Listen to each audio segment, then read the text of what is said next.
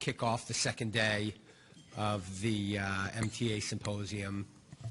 This morning, I have an esteemed panel here, and we're going to discuss social media and charting, which over the past 5 years, and especially over the last 2 years, has really taken off, given that social media is a very visual medium, and that also it's a very real-time medium.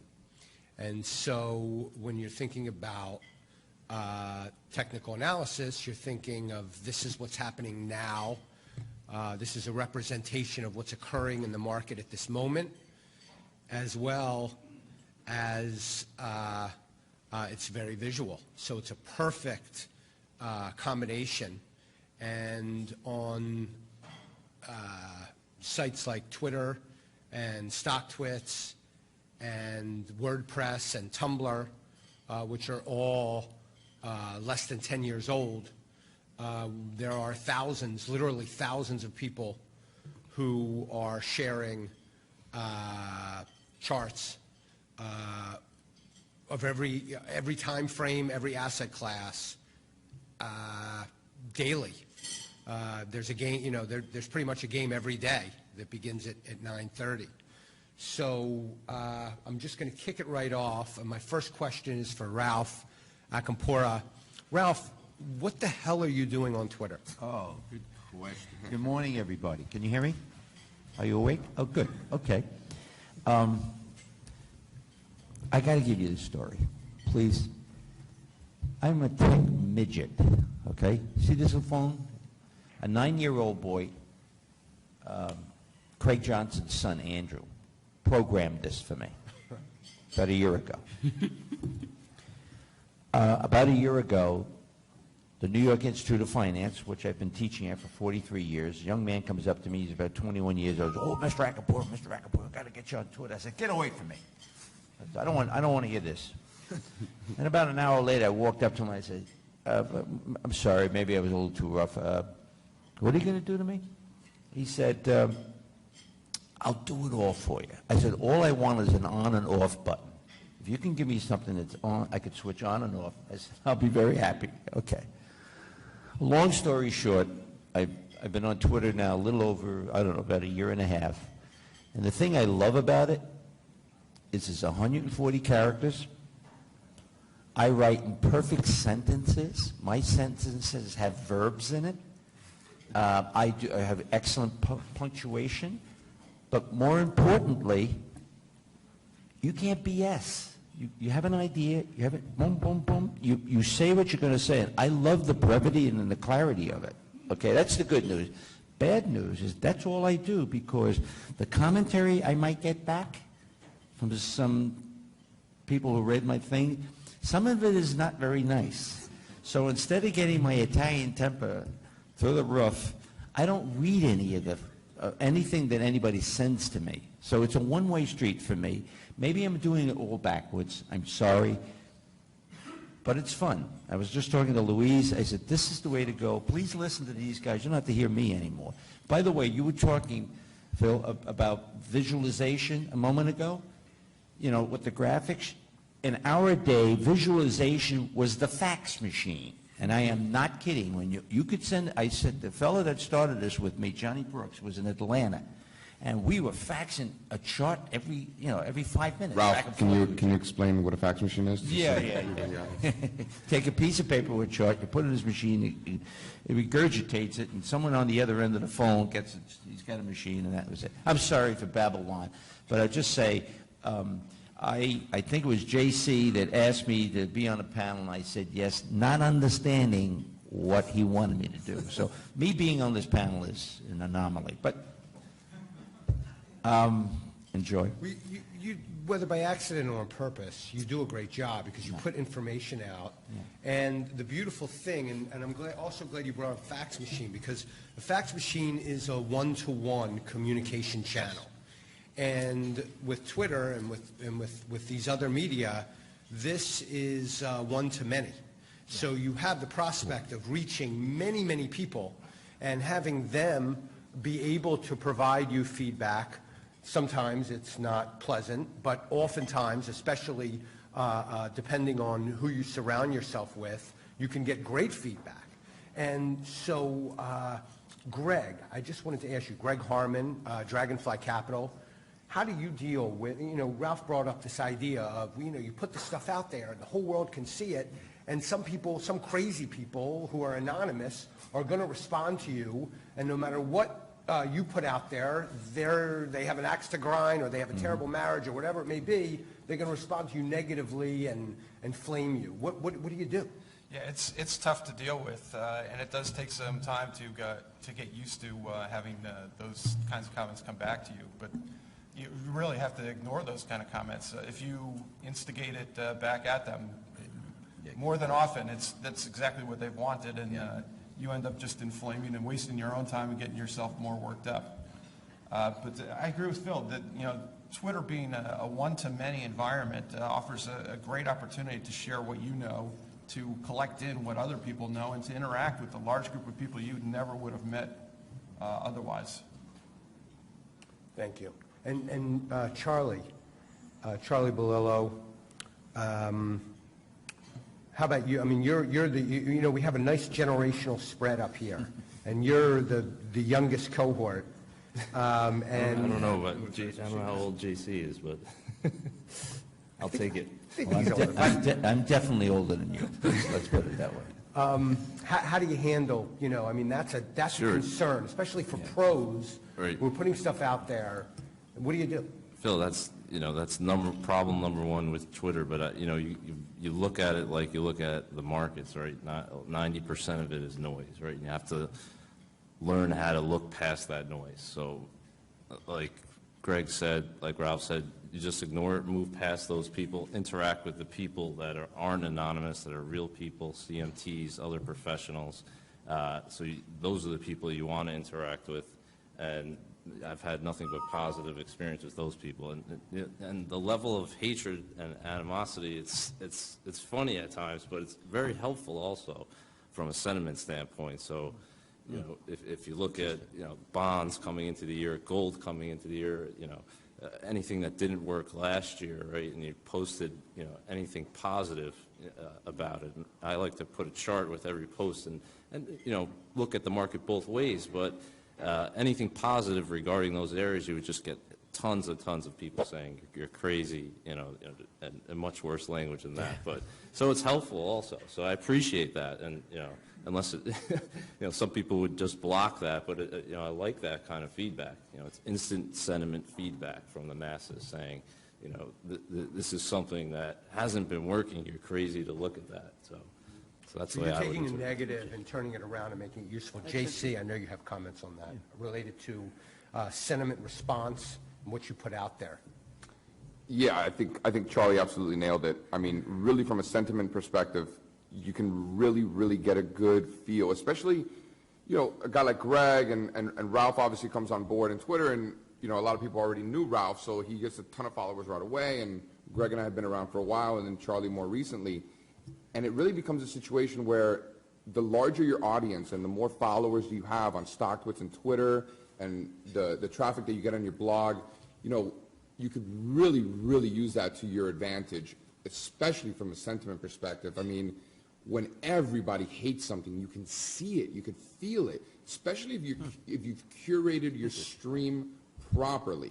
And that, I feel like it takes time, and it takes friends like Phil, who helped me do that over the years, and Greg and other guys.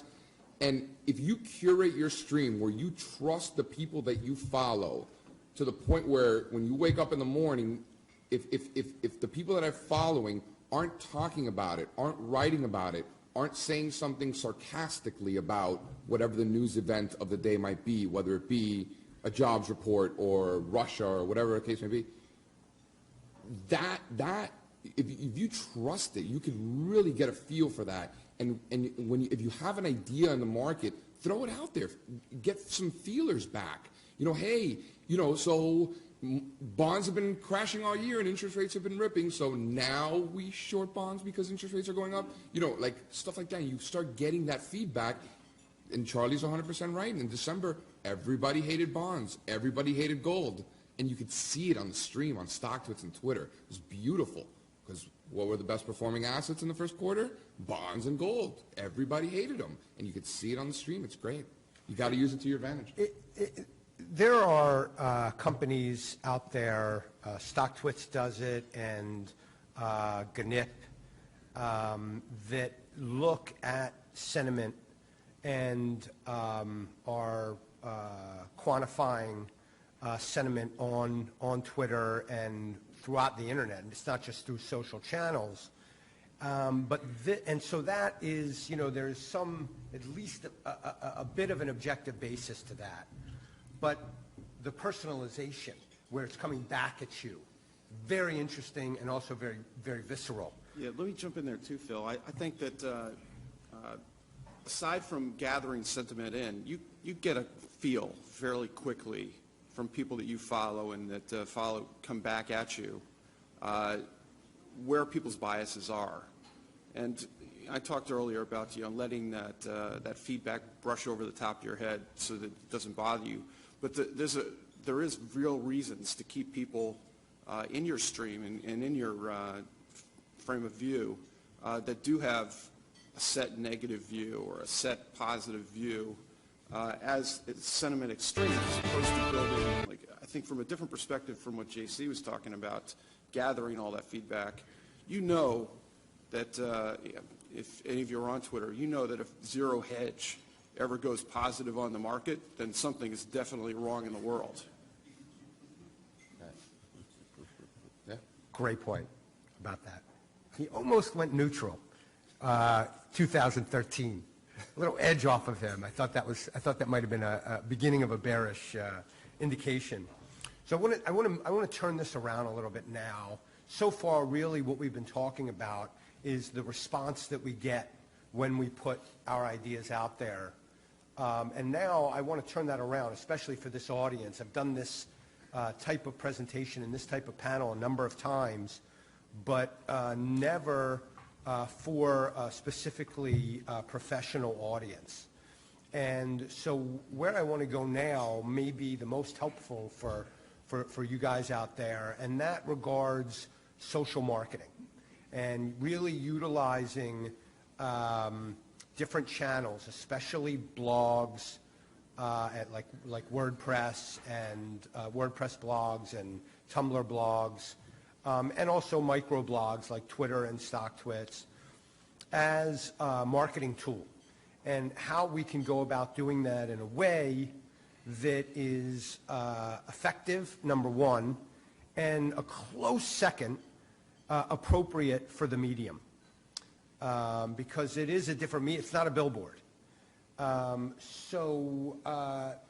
Charlie, I'm wondering if have you even thought of that consciously? I know some of these other guys have, but have you even thought about that consciously, or are you just out there doing your thing?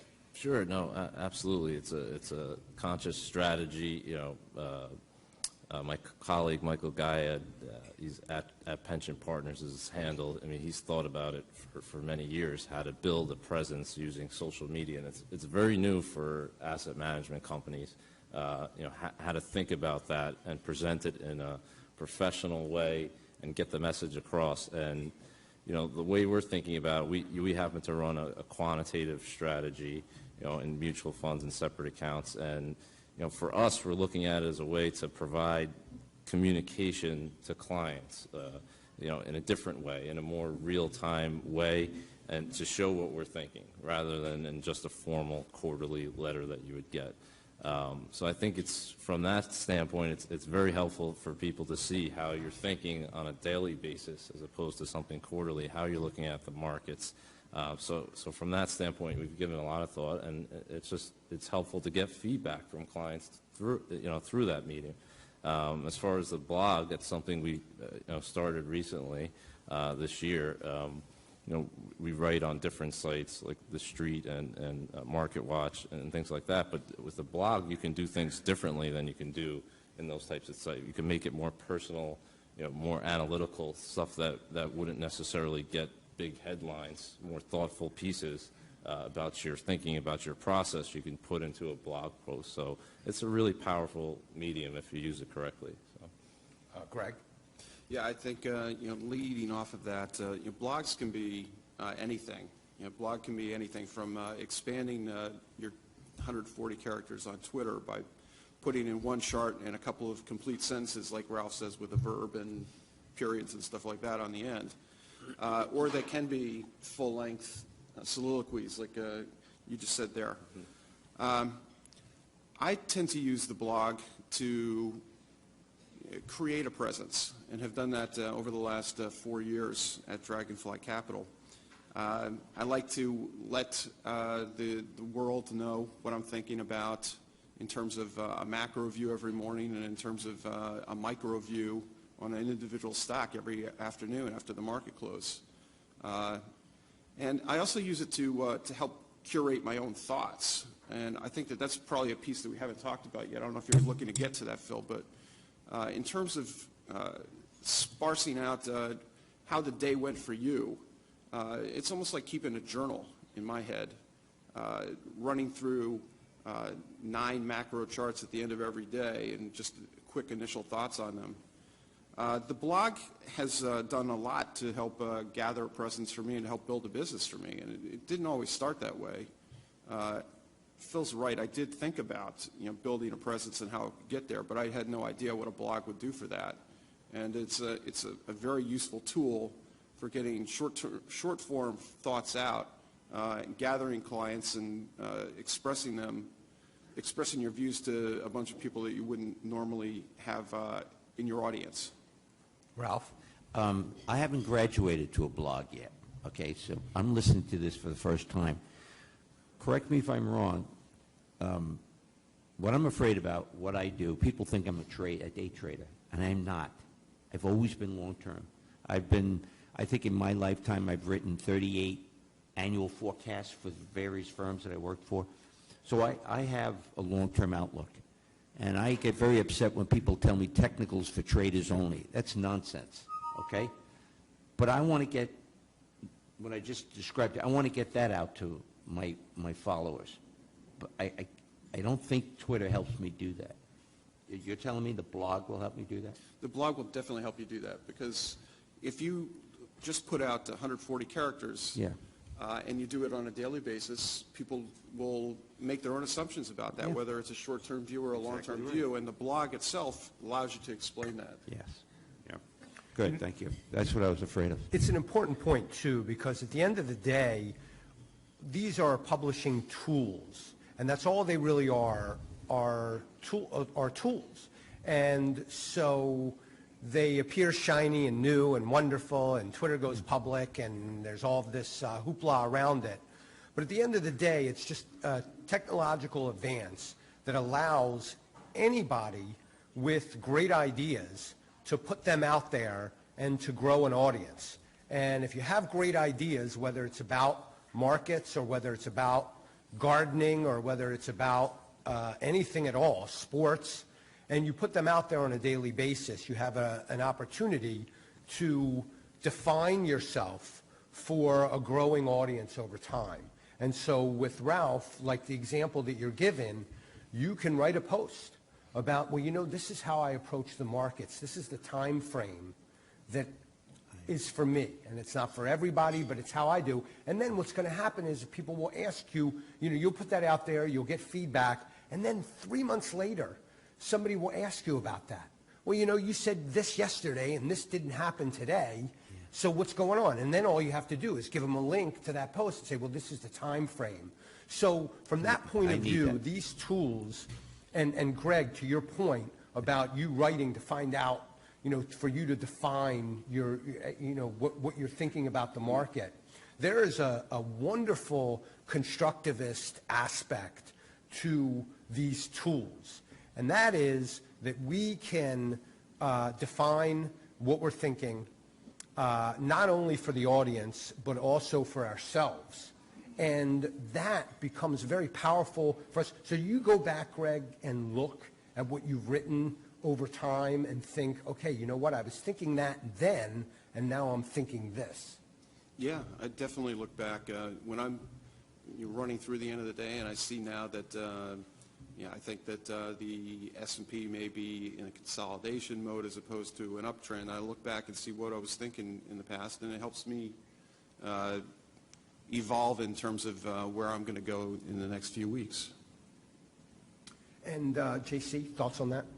Yeah, I mean, just a few things real quick. I mean, I've been writing this blog for over 3 years now, and the benefits from it, I mean, I don't even know where to begin. I mean, Greg is so right. From a diary perspective, it becomes a journal. It becomes a trading journal where you can always go back, and it's there forever, and you can't take it down. I mean, you shouldn't take it down.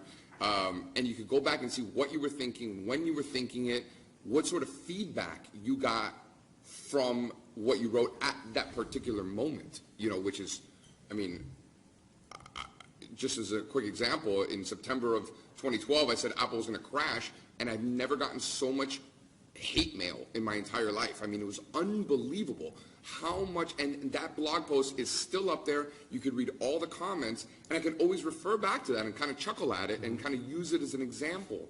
And when I throw stuff out there and I write something that upsets a lot of people, and Phil nailed it, because at that time, you actually, JC, you're probably onto something. And that's when I first realized when Phil said that. When you start getting so much hate, you're probably onto something, because you're upsetting so many people just by not liking something. I mean, you know, you're not doing anything wrong. So I would say that's a huge advantage. And you like that? Of course. You like people hating you? I want people to love me. What's Everybody loves you, Ralph. Yeah, I mean, come on. No. I think that's a huge advantage, number one. And I think that the Twitter platform is great, especially Ralph now is now on board. And I think that he brings such a unique perspective, because I think what's great about Twitter is that you can constantly be pushing a consistent message, which was, as long as you're consistent and you continue to push that, right? Whatever it may be, it almost doesn't even matter what it is, but it allows you to continuously, this price, right? Price, don't worry about the news, don't worry about this. Yeah. Price, right? Yep. You know, that brings us full circle towards what we were talking about before in the marketing. Oh, yes? What blog post today do you think would garner that kind of engagement? I said fade Bank of America last week, and I angered a lot of people. I could see that being not liked. Yeah, I said fade Bank of America. It was just a trade. It was a nice risk reward. Yeah. I said sell it. It's a nice risk reward. It was just a trade. It's not a big deal. A lot of people got real angry. Ari? No.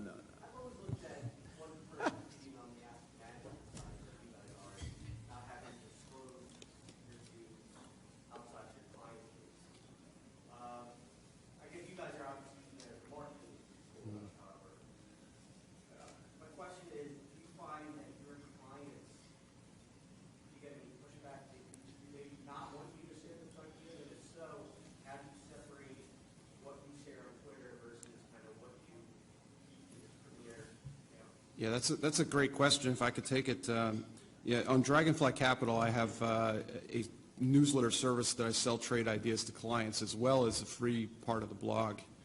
And the distinction, if you sign up as a client, you'll see the distinction firmly. But the blog itself is more high level. This is what I think about the market. It's going to go, sideways, up or down. And here's some broad ranges over the next X period of time. Whereas people that are in my subscription service are looking for specific trade ideas, and those come with very specific levels, triggers, stops, targets, and how to adjust things along the way. So there's the ability within the whole Twitter, blog, et cetera, to create a distinction, to be able to use a low level to market and then a high level of clarity once you're within there to distinguish between those two. Between clients and non-clients, yeah. I've been asked that question a bunch of times, and there's a super counterintuitive aspect to this. And that is that from a marketing perspective, we're building trust over time within a social medium. and we're also displaying our own competence over time. And so what happens is if you are trustworthy, and if you are competent, over a long period of time, people, all of us are social beings, and all of us have this antenna and this ability to make judgments about other people. Sometimes we get fooled for shorter periods of time. Usually we don't get fooled for a long period of time. But over a longer period of time, what happens is exactly the opposite, in that if you put ideas out there, even if you have, even if you're at a shop and you're doing research where they're selling the research, what happens is people come to know who you are, and people come to trust you, and people come to want to, seek out the content because they know it's good content. And what happens when you just put it out there? And so what happens is it actually counterintuitively reinforces whatever you're doing over here that is, your work and, what you're getting paid for. Everybody doubts that. I've been asked that question 100 times by very smart people who are just getting into it, and everybody doubts that. But I've seen it work over and over and over and over again. Can I touch on that trust factor? And I've really seen this kind of evolve over time.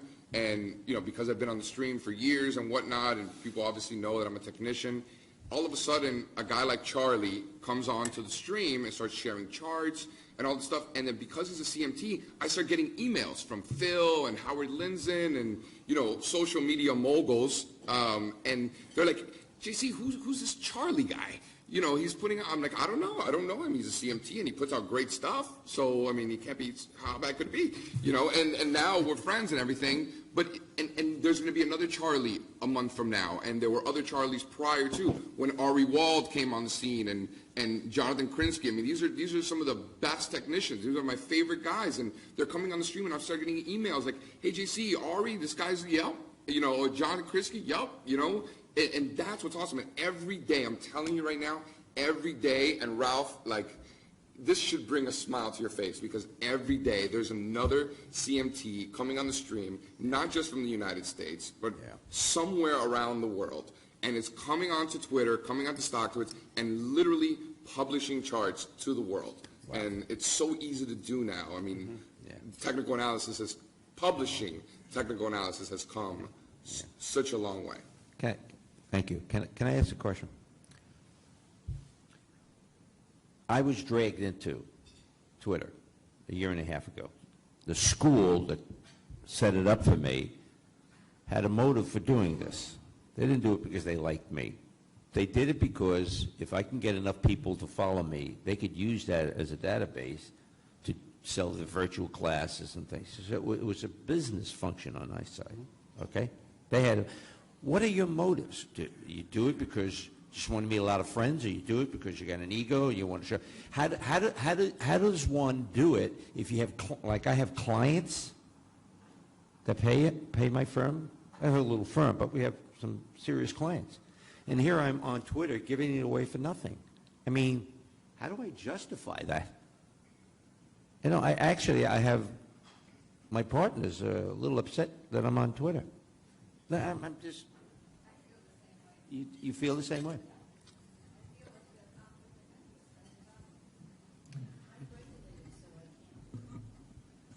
Well, it is counterintuitive, as I was saying. So I'd like to touch on that just real quick, and I think you brought this up where, well, number one, there's a big difference between saying, hey, emerging markets look attractive here, and the actual execution of that particular thought process are two completely different things. So I think making a comment or suggesting something is one thing, and actually executing it properly and managing risk accordingly to position yourself to minimize your risk and maximize your profit. These are two totally different animals, number one. Number two, and I think Phil has always said this, it always pays to share some. Give some away for free. You're not giving it all. You're just sharing a thought or whatnot, right? If you're an expert in an area and you share a brief idea that has nothing to do with your work, that brief share could be of much greater value than someone who doesn't know what they're talking about, or someone who's mediocre or average writing a 500-page book about it.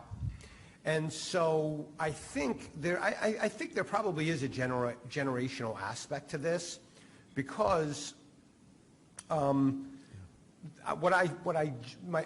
I hate to generalize, but what I find as a general rule, and it's not in every case, is that the younger generation gets that, you know what, they pick up on what the news is of the day, rather than necessarily this is my work. So you have the work that you're doing and that you're selling, and that's your professional enterprise. And then you have, Caterpillar or Facebook reporting this afternoon, and you know that many, many people are focused on that. You could take a look at that chart, even though that's not your work over here, the work that you're doing, and you could say, well, you know what, there's something going on with Caterpillar, and there's something going on with that sector in general that I could make a comment on publicly that's not going to overlap too much with the work that I'm doing over here. So I think if you're an expert, yes, Snyder? I'm sorry, I didn't interrupt. Go ahead, go ahead. Just real quick, I follow Ralph, of course, because this stuff happens. Someone, like, I'd love to see Luis on that. But even to the point where, Me too, by the way. Anyway,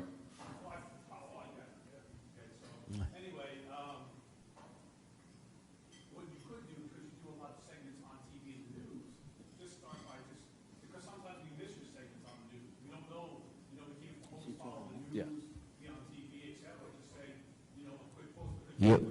You want that? You want that? On CNBC. Can I tell you something? This way, if we miss something, we go back and watch that at our leisure. Well, I'm glad you're telling me that, because if I were to do, if I did that, it almost sounds like I don't know. Yeah, I see. I don't get that. I'm a very conservative guy, and I don't want to brag.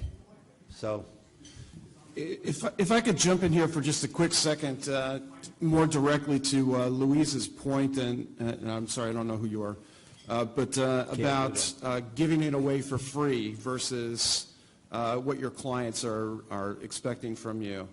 I used to do a lot of selling back when I was on Wall Street, and formalized presentations, walking into a group of people, and it took some time to get someone like at Citadel or at Balyasny or at Tudor to accept a meeting to kind of have you come in and talk to them. Think about what you share when you go into one of those meetings with them, trying to pitch that client. You're giving away stuff for free, but you're giving it away to one person at a time. And if you look at Twitter and using a blog on Twitter to give away some of that initial presentation that you're going to give for free, you're getting so much more reach out of it than having it just focused on the one or two clients that you've been able to get to talk to you over the next couple of months. If I could just jump in there too. It's a very valid concern, Ralph, and it's something we've thought about a lot about.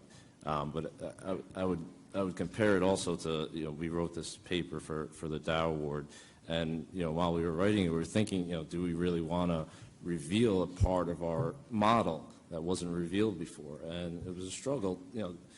And in the end, we decided it was the benefits outweighed the cost of it. So that would be the ultimate example of writing this long research paper, which is part of our actual strategy and models, which we never revealed before.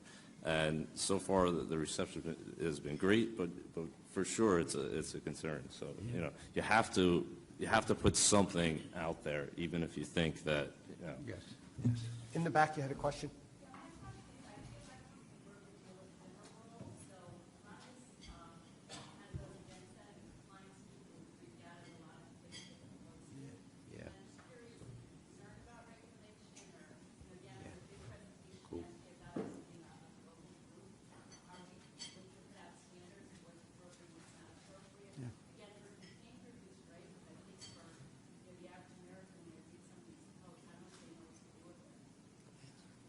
That's a great question, and every tweet that we put out and we deal with these compliance goes through a compliance process.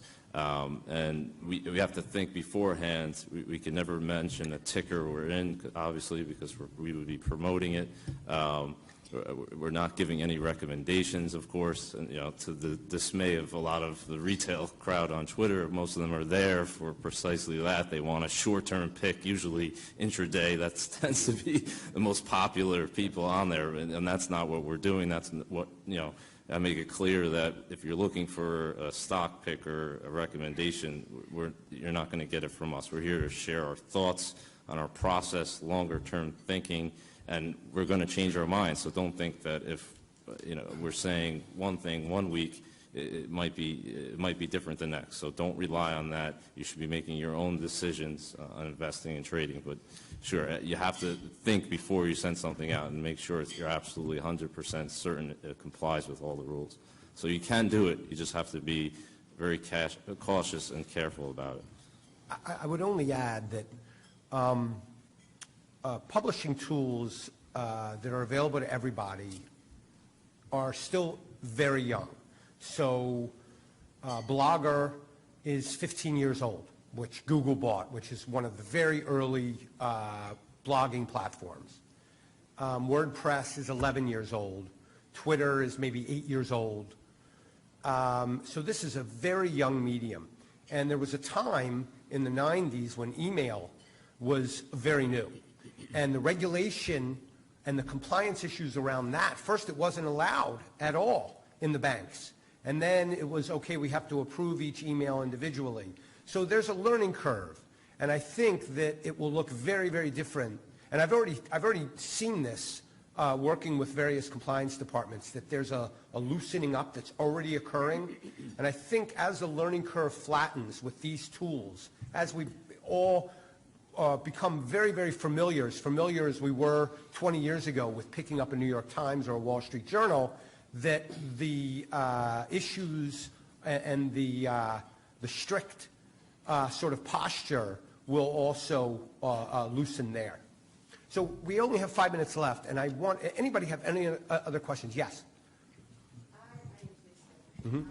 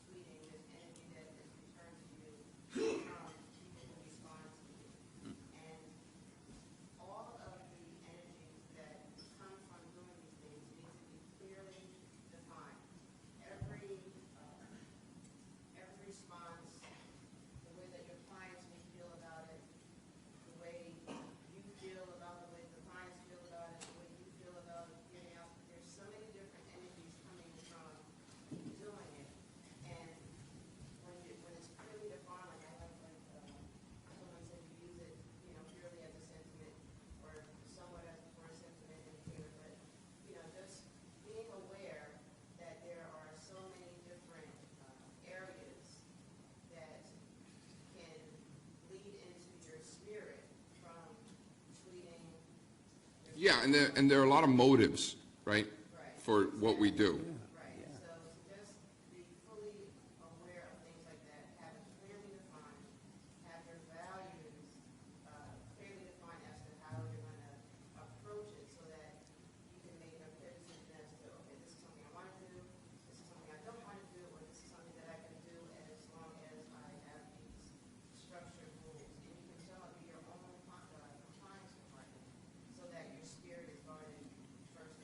I think that, to your point, I think that bringing that consistent message and not being all over the place, I think is important, number one. Number two, I think it's great for, if you've ever been to the New York Stock Exchange during the day, or, in Chicago in the pits, there's nothing going on there.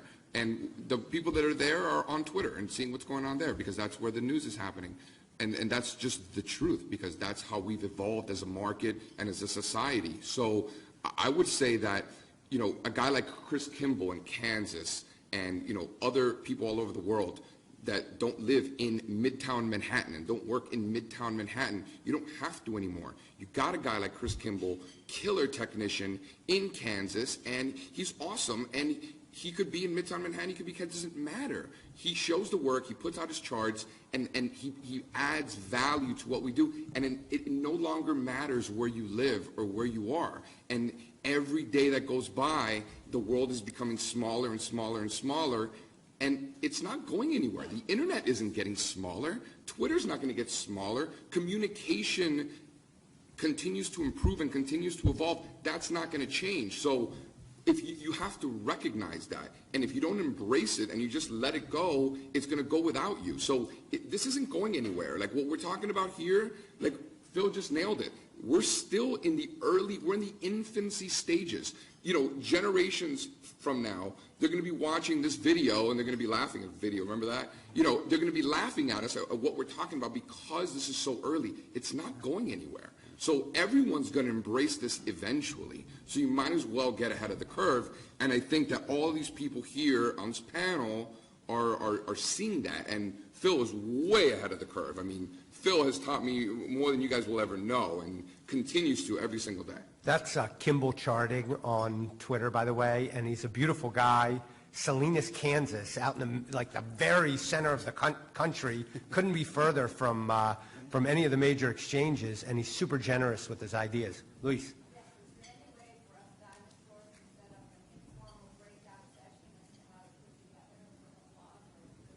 You know how happy it makes me to hear that? You know how happy.